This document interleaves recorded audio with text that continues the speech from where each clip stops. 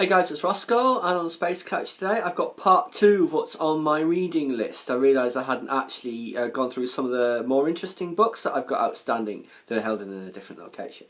So, first is this. Now, I've been following this series from book 1, and this is now book 10, and it's the last one, and I can't wait for it to be over. It's an interesting concept where the human race is divided into 3. There's changelings, who obviously they can change any sort of animal, ordinary humans, and then the Psi, who are, well, any kind of like mind powers and all that sort of stuff. It's all about how one race or the other all falls in love with each other, blah blah blah. But some of the story is quite interesting, but yeah, this is number 10 now, and like I say, I can't wait for it to end, just because it's been flagging. Half of this one has just been too much gazing into each other's eyes, but well, that's just me. Enough of that. I also have this, Ultima by Stephen Baxter. Now, I read the first one. Proxima was very interesting about aliens manipulating humanity, trying to wipe it out or divert it onto different courses. So I have made a little bit of progress on this before I put it away. I'm about 40 pages into it. It is interesting, alternate realities and all that. We'll see how that one works out. And obviously this guy, Stephen Baxter, he's the co-author with Terry Pratchett of the Long Earth series, which I would highly recommend. It's very good books. Then I have this, Red Rising by Pierce Brown. This is set in the future on Mars, where the slaves essentially are living deep in the caverns and are having to work their fingers to the bone to terraform Mars. It turns out Mars has been terraformed for centuries and they're just being held in captivity because society is divided into different castes. There's the Goldens, I think they're called, and then there's like the Reds, who it's him. It's all about one guy from the lower end of society who is genetically changed into one of the Golden to try and infiltrate them and hopefully bring them down. I've read how much on that. You can see I'm quite a ways through it. So that should be quite interesting. I've also picked up the sequel called Golden Sun. I assume that will just follow on. I mean, some of it was a bit teen dystopian, but well, that seems to be the thing that's popular at the moment, doesn't it? And besides, it was quite well written. The very long sequence in the first book set in the Valles Marineris, it's also been terraformed, and this group of kids, it's a bit like the 100, you know, divided into groups. They've got their own little castle. It's all about strategy and who wins, and there's this selection process right at the beginning where, I don't know, let's say there's like 100 of them, and there's like they're in pairs. Okay, I only expect one of you lot to survive from each group, and then he just walks off, and they're spending some time thinking about, so what was that? It's like, oh, so basically one of us got to kill the other. That kind of sets the tone for it. It's very brutal, as those societies always are. Like the Drakon, I forget who writes those books. But yeah, that should be quite interesting once to get back around to it. Then I've also got this, Red Moon. This sounds like it's some kind of like werewolf outbreak. It sounds pretty good.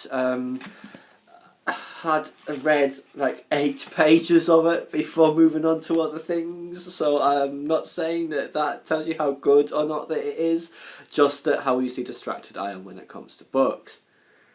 Now, I've also got this, Peter F. Hamilton's The Abyss Beyond Dreams. I do like Peter F. Hamilton, and this is another one. Is it the Confederation series? The Commonwealth series, sorry. I think Confederation is probably the Night's Dawn's trilogy. These ones, the follow-on from the Starfly and Ptolemaio, Nigel Sheldon and all that, is the Commonwealth series. So that should be really interesting. Let me just see what it's about. The last one's obviously, it was the void at the centre of the galaxy that they were trying to break into with the power of the Dreamer. Let's see, so yeah, it gets into the void, blah blah blah. Yes, that should be quite interesting. I mean, Peter F. Hamilton, you can see how thick this is.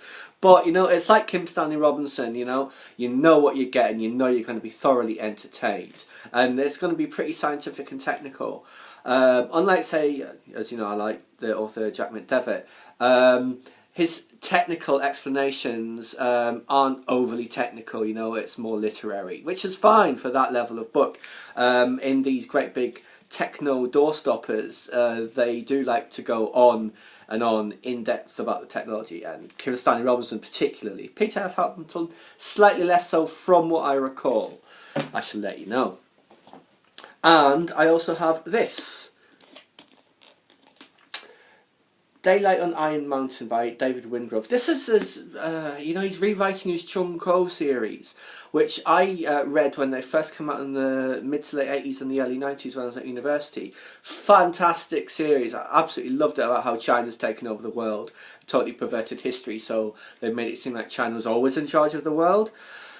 There was another book, because he's rewriting this series, extending it from what happened at the beginning through the plot that he's already written and possibly changing the ending.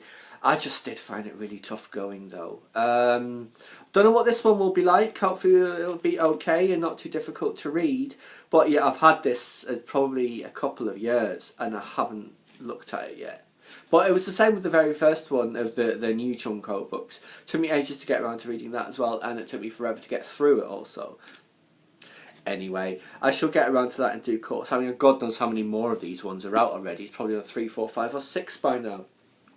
Anyway guys, that's just little add-on to my reading list. I would also like to say to the viewer who suggested I do a programme on Skylon and Reaction Engines, yes, that's an excellent idea. They're a really interesting company. I do intend to do that. I do a bit more research. I was watching the 3 Rocketeers documentary yesterday, which the viewer who requested this, I believe that you've also seen that.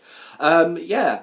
Definitely, I look forward to doing that. I do like reaction engines, and that could be like Frank Whittle building the jet engine in the shed all over again. So fingers crossed that that would work out. Can't promise that's going to be my next video, but it will be one of my upcoming videos, and I hope you enjoy it when it comes out. Anyway guys, that's all from me for now, as always, and please feel free to subscribe to my channel, like or leave a comment or suggestion.